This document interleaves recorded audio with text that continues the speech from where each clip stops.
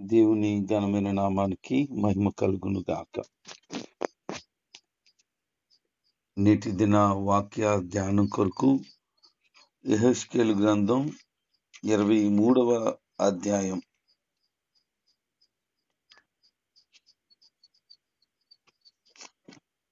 ఒక ప్రత్యేకమైన విషయాన్ని ప్రభువు తెలియచేస్తున్నారు. ఒక ఎగ్జాంపుల్ చెప్తూ దానిలో ఉన్నటువంటి ఆత్మీయ అంతరార్థాన్ని బయలుపరుస్తున్నారు. అదేమనంటే, ఒక తల్లికి 2 కూతుర్లు ఉన్నారట. ఆ 2 కూతుర్లు ఏమయ్యారో అని చెప్తూ, ఒక కూతురు షోమ్రోను, మరొక కూతురు యెరూషలేము అని సాదృశ్యంగా ప్రభు చెప్తున్నారు.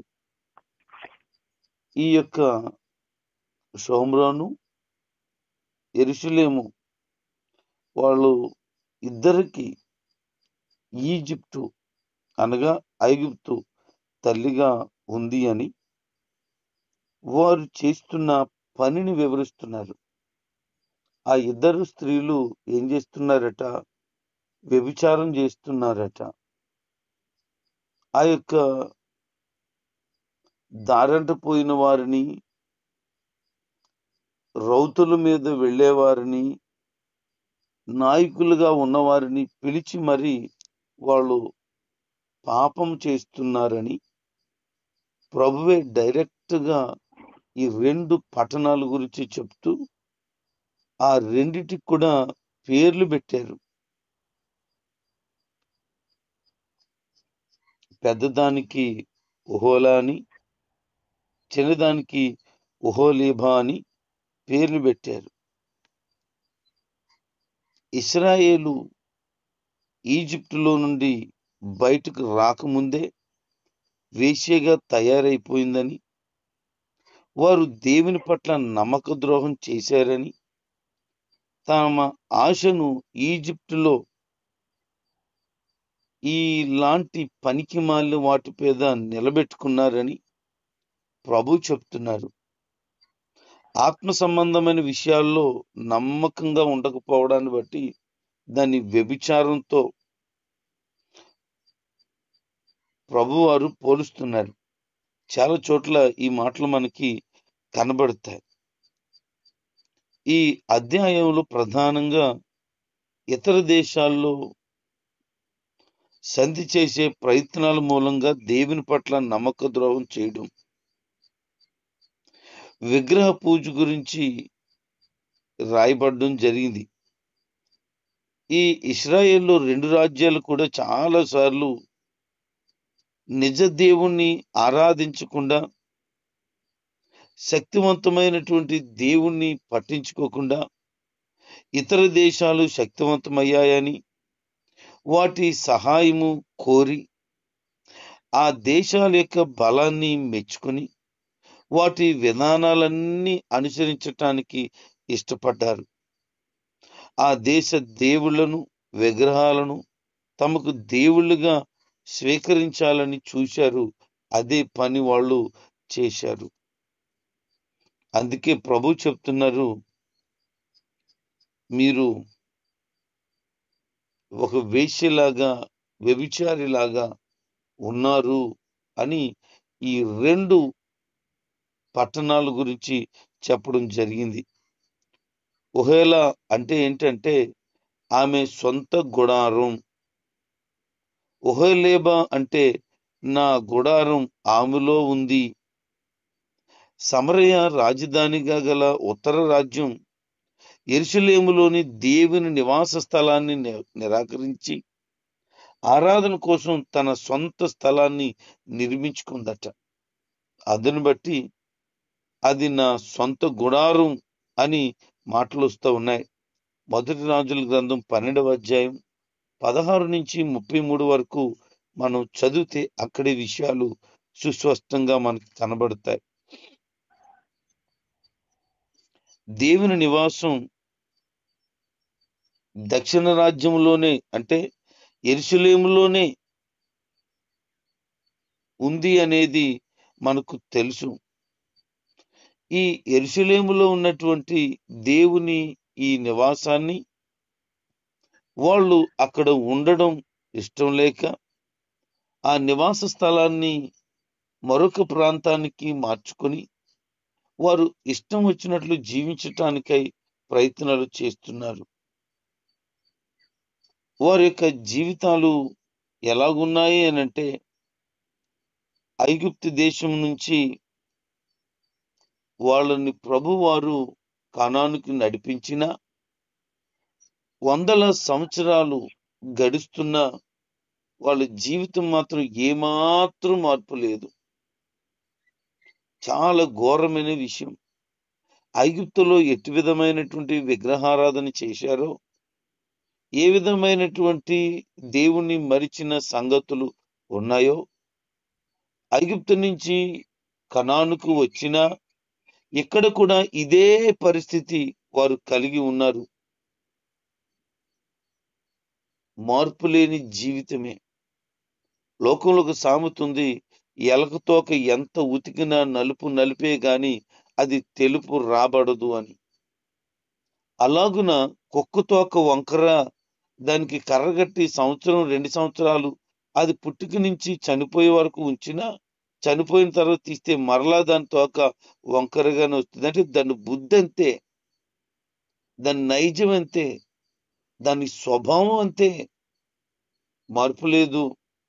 కొంతమంది జీవితాలు ఎలా ఉన్నాయనంటే, దేవుణ్ణి నమ్ముకున్నారు, మందిరానికి కూడా వస్తారు, ప్రార్థన బాగా చేస్తారు, పాటలు అద్భుతంగా పాడతారు, చెబితే అవకాశం ఇస్తే పాస్టర్ గారి కంటే గొప్ప ప్రసంగాలే చేసేయగలుగుతారు. కానీ మార్పు లేని జీవితం, మార్పు లేని జీవితం. ఎప్పుడు ఆ రోత జీవితాన్ని ఆశించినటువంటి పంది లాంటి స్వభావాన్ని కలిగి ఎన్ని బోధలైతే విన్నీ గాక, ఎంతమంది దైవజనుల చేత పిలిచి అద్భుతమైన సందేశాలు ఇప్పించిన ఏమాత్రం వారి జీవితంలో మార్పు ఉండదు. ఎందుకో మరి ఇంక ఎవరు రావాలి, ఇంకెవరు చెప్పాలి? వాక్యాన్ని గట్టిగా చెబితే ఇరిటేషన్ తెచ్చేసుకొని నా గురించే చెప్పారని ఫీల్ అవుతారు. కానీ నా మార్పు కొరకు ప్రభు ఈరోజు వాక్యం ద్వారా నాతో మాట్లాడారు అని అర్థం చేసుకోలేని పరిస్థితులు కనబడుతూ ఉన్నాయి. మారాలి అనే తాపత్రయంతోనే కదా మందిరానికి వచ్చావు. ఆ పాత జీవితాన్ని విడిచిపెట్టాలనే కదా ప్రభుని చేరుకున్నావు. మళ్ళా ఇంకా ఎందుకు ఆ పాత జీవితాన్ని కలిగి ఉన్నావు? ఒక్కసారి ఆ జీవితాన్ని విడిచిపెట్టి పరిశుద్ధమైన జీవితాన్ని పొందుకోవటానికి వచ్చిన నీవు మరలా ఆ పాత రోత జీవితాన్ని ఆశించకూడదు. కుక్కట తన వాంతుకు తిరిగినట్లుగా కొద్దిమంది ఉన్నారు అని భక్తుడు తెలియచేస్తారు బైబిల్లో. కుక్క తినేసి మళ్ళీ గడ్డి తింటది, గడ్డి తింటే తిన్నదంతా కూడా కక్కేస్తుంది, మళ్ళీ తింటది. అది చాలా జిగిప్సాకరంగా ఉంటది. అది సన్నివేశం చాలా చిరాకైతుంది. అయితే కొద్దిమంది అలాగే ఉన్నారు, వదిలేశారు పాపాన్ని, చెడుతనాన్ని, అసహ్యమైన క్రియలను, లోక సంబంధమైన అపవిత్రతను వదిలేశారు. కానీ పూర్తిగా వదలలేదు. మాట మట్టుకే వదిలేశారు, పైకి మాత్రమే వదిలేశారు, కానీ అంతరంగక స్వభావము కంటిన్యూ అయిపోతూనే ఉంది. అందుకే మార్పు లేదు అని. మార్పు లేకుండా ఎంతకాలం బ్రతికితే ఉపయోగము ఏముంది? స్కూల్కి వెళ్ళావు, కాలేజీకి వెళ్ళావు, చదవటం లేదనుకో, నువ్వు ప్రైవేట్ స్కూల్లో చదివితేనేమి, గవర్నమెంట్ స్కూల్లో చదివితేనేమి, లక్షల రూపాయలు నీకు దారిపోసినా, ఫీజులు కట్టినా ఏమీ ఉపయోగం లేదు. నువ్వు చదవాలనే తాపత్రయం నీలో ఉంటే తప్ప, బ్రతకాలి అనే ఆశ ఒక మనిషికి ఉండుంటే, గొప్పగా బ్రతకాలని ఆశ ఉండుంటే, దానికి తగ్గట్టుగా ఎలా బ్రతకాలో అర్థం అవుతుంది. అసలు ఈ రోజు గడిచిందిలే, తినేశాను, పడుకున్నాను, నా పని అయిపోయింది అని అంటే అలాగే ఉంటావు. సంవత్సరాల తరబడి మార్పు లేని బ్రతుకుతావు. నువ్వు బ్రతికేవులే అన్నట్టే తప్ప ఒక ప్రత్యేకత ఏమీ ఉండదు. ఈ మాటలు వింటున్న ప్రియ దేవుని జనాంగమా, ఒకవేళ మీ హృదయానికి నొప్పి అనిపించవచ్చు, కఠినమైన పదాలు వాడుతున్నప్పుడు బాధగా ఉండొచ్చు. కానీ ఇది బాధగా కాక ఇది వాక్యపు బోధ అని నువ్వు గుర్తించుకోగలిగితే హృదయంలో ఉన్న చెడుతనం, కల్మషమంతా కూడా తొలగించబడుతుంది. ఒక బంగారాన్ని మనము నిజంగానే మేలిమి బంగారంగా చూడాలని అనుకుంటే అది అగ్నిలో పుటము వేయబడాలి. ఒక వెండిని మనం శ్రేష్టమైన వెండిగా చూడాలంటే అది అగ్నిలో పుటము వేయబడాలి. 7 సార్లు అది అగ్నిలో, ఆ అగ్ని కొలుములో కాల్చబడితేనే గాని చూడటానికి పరిపూర్ణత వెండి కానీ బంగారం కానీ సంతరించుకోదు. మరి నీ జీవితం కూడా అంతే కదూ. వాక్యమైనటువంటి అగ్ని చేత కాల్చబడకపోతే ఎప్పుడు నువ్వు పరిశుద్ధత కలిగి ఉంటావు? ఎప్పుడు నీతివంతమైన జీవితాన్ని జీవిస్తావు? ఇంకా చెడుతనం, ఇంకా పాపమే విడిచిపెట్టకుండా ముద్ర వేయబడినటువంటి బ్రతికే అనుభవిస్తావు. ఎప్పుడు మారతావు? కొంతమంది అంటారు ప్రభుని తెలుసుకోండి అంటే ఇంకా టైం ఉందండి అంటారు. ఈ చెడుతనం మంచిది కాదు, దీన్ని దూరం చేసుకో అంటే ఇంకా టైం ఉందని నెమ్మదిగా వదిలేస్తాను. ప్రాణమే వదిలేస్తావు కానీ దాన్ని వదలలేవు నువ్వు. ఎందుకంటే అలవాటు పడిపోయిన ప్రాణం. ఈ శరీరానికి కొన్ని అలవాటు అయిపోయాయి. దాన్ని వదిలిపెట్టుకోవడం అంటే చాలా కష్టంగా ఉంటది. అది అలవాటు కాదు, నీ జీవితానికి నాశనాన్ని తెచ్చేటువంటిది. అందుకనే వారు ఐగుప్తు దేశంలో నుండి బయటకు వచ్చిన మార్పు లేని బ్రతుకుతున్నారు. మరి ఇన్ని వాక్య సందేశాలు ప్రతి నిత్యము వినుచుండగా నీలో కూడా మార్పు లేదు, అదే పందాలో నీ బ్రతుకు సాగుతుంటే ఇక నీ బ్రతుకు మారడం కష్టమేనేమో. ఒక అత్తగారు అంటుంది, మా కోడలు మందిరానికి వస్తుంది కానీ ఏమి వింటుందండి? ఏమీ వినటం లేదనుకుంటా, అందుకే మార్పు లేదు. ఒక కోడలు అంటుంది, మా అత్తగారి బుద్ధి ఇంకెప్పుడు మారుతుందండి, మందిరానికి వచ్చింది కానీ సుఖమే ఉంది. ఒక భర్త అంటున్నాడు, నా భార్య కేవలం మందిరానికి వచ్చి మందిరంలోనే భక్తిపరురాలుగా ఉన్నట్టుంది, ఇంట్లో అంతా కూడా వ్యతిరేకంగానే బ్రతుకుతుంది. ఏంటి పరిస్థితులు? ఎప్పుడు మారుతారు? ఎప్పుడు మారతాయి? ఎవరికి వాళ్ళే నేను మారాలి అని మారడం తప్ప మిమ్మల్ని దగ్గరుండి బలవంతాన్ని ఎవరు కూడా మార్చలేరు. నీ స్వభావాన్ని నువ్వే మార్చుకోవాలి. నీ బుద్ధిని నువ్వే సరిచేసుకోవాలి. గుర్రాన్ని నీటి వరకు తీసుకెళ్లగలడం మాత్రమే చేయగలుగుతారు కానీ నీళ్లు తాగించడం చేయలేరు, అదే తాగాలి. అలాగే వాక్యాన్ని చెప్తాం, బుద్ధి చెప్పమని ప్రభు చెప్పినటువంటి వాక్య గద్దింపును బట్టి గద్దిస్తాం గాని సరి చేసుకోవలసినటువంటి అవసరత ఎవరికి వారే వ్యక్తిగతంగానే ఉంది. పైకి భక్తిగా ఉండి లోపల ఆ చండాలపు జీవితాన్ని విడిచిపెట్టకపోతే నీ కుటుంబంలో ఎంతకాలమైన సమాధానము ఉండదు. మార్పు లేని జీవితం. అపోస్తలుడైన పౌలు గారు అంటారు, ప్రాచీన స్వభావము విడిచిపెట్టి నూతన స్వభావాన్ని అనగా నవీన స్వభావాన్ని ధరించుకుందాం. ఎందుకు ప్రాచీన స్వభావము? అది మరులు కల్పబడి పాపమునకు దారి తీస్తూ మరలా అపవిత్రకు చోటిచ్చేసేటట్లుగా అయిపోతుంది.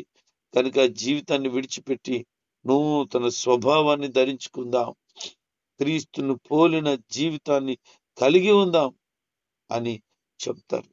కనుక వాక్యానుసారంగా జీవించటానికై హృదయాల్ని సంసిద్ధపరచుకోండి. అసూరు వారు క్రీస్తు పూర్వం 721లో ఇశ్రాయేలును జయించి ప్రజలను చెరపట్టి తీసుకుపోయారు. 2వ రాజుల గ్రంథం 17వ అధ్యాయం 1 నుంచి 8 వచనాల్లో ఆ మాటలు మనకి కనబడతాయి. అంటే మోహరించిన విటుగాండ్రులైనటువంటి అశూరు వాళ్ళు వర్షాన్ని దేవుడు చేస్తానని చెప్పాడు.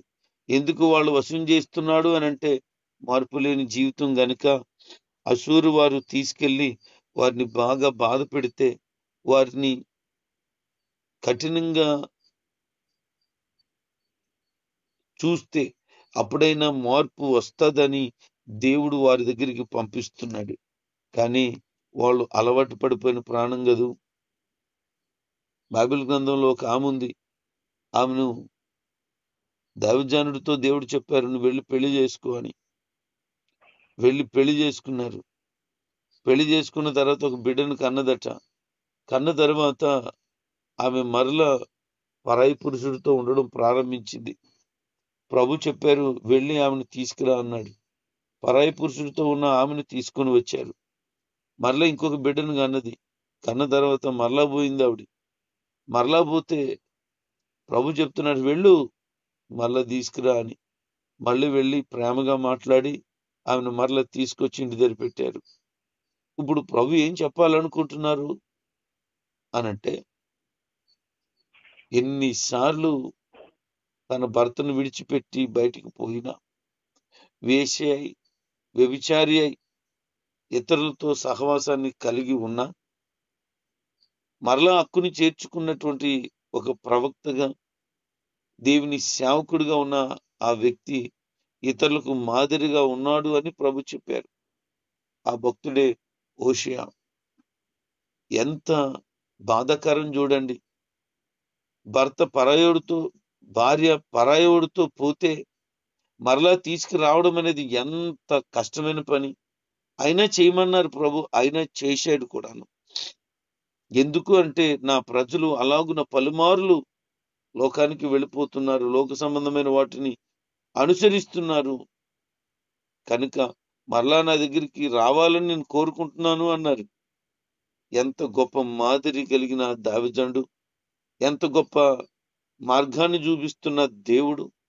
ఎన్నిసార్లు ఆయనకు దూరం అయిపోయినా మరలా నిన్ను ప్రేమతో హక్కును చేర్చుకోవడానికి ప్రభు సిద్ధంగా ఉన్నారు.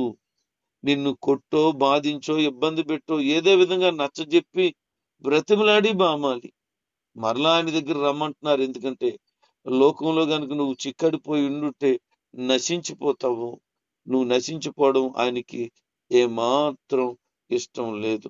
ప్రియ దేవుని జనాంగమా, ఈ వాక్య సందేశాన్ని వింటున్నప్పుడు నువ్వు పలుమార్లు తప్పిపోయావు కాదు, పలుమార్లు దేవునికి దూరం అయ్యావు కాదు. ఈ విషయాన్ని నీకు గుర్తు చేస్తున్నాడు ఆయన. ఇప్పటికైనా నువ్వు మారాలని ఆశపడుతున్నాడే తప్ప నిన్ను శిక్షించాలి, ఇబ్బంది పెట్టేయాలి, నిన్ను యాతనలోనికి నడిపించాలని ఆయన ఏమీ కోరటం లేదు. ఏ విధం చేతనైనా నువ్వు ప్రభు దగ్గరికి రావాలని ఒక ఆశ ఆయన ఎదురు చూస్తూ మాట్లాడుతున్నాడు తప్ప నువ్వు నాశనం అయిపోతే ఆయనకి ఇష్టం లేదు. యెహెజ్కేలు గ్రంథంలోనే ప్రభు చెబుతున్నాడు, దుష్టుడు తమ దుష్టత్వాన్ని బట్టి, దుర్మార్గాన్ని బట్టి మరణం నొందుట నాకు ఇష్టం లేదు, అతడు మారడమే నాకు ఇష్టము. అంత ప్రేమ కలిగిన ప్రభు వారిని మనము కలిగి ఉన్నాం. ఈ షోమ్రోనుకి మించిన చెడుతనమట యెరూషలేము చేసిందట. అందుకనే ఇద్దరు అక్కా చెల్లెండ్రులతో పోలుస్తూ, చెల్లేమో షోమ్రోన్ అయితే అక్క యెరూషలేమట. ఈ షోమ్రోను కంటే మించిపోయిందట చెడుతనం చేయడంలో, దుష్కార్యాలు చేయడంలో, అపవిత్రత అయిపోవడంలో. ఎంత ఘోరం, ఎంత అపవిత్రత అయిపోయిందనంటే మందిరాన్ని పాడు చేశారు వాళ్ళు, యెరూషలేము పట్టణాన్ని పాడు చేశారు వాళ్ళు, దైవ మార్గాన్ని విడిచిపెట్టేటట్లుగా చేసేశారు వాళ్ళు. అందుకే ప్రభు చెప్తున్నారు, వాళ్ళకి నేను అపకీర్తిని ఇవ్వబోతున్నాను, వారికి నిందలు నేను ఇవ్వబోతున్నాను, అవమానాన్ని వారికి ఇవ్వబోతున్నాను, ఎగతాళి చేసేవారిగా ఇతరులు నేను రేపబోతున్నాను అని. ఎందుకంటే దేవుణ్ణి మరిచి దేవుణ్ణి పక్కకు తోసేశారట.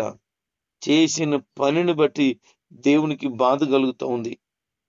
దేవుణ్ణే పక్క గెంటేసినటువంటి స్థితికి వాళ్ళు దిగజారిపోయారు.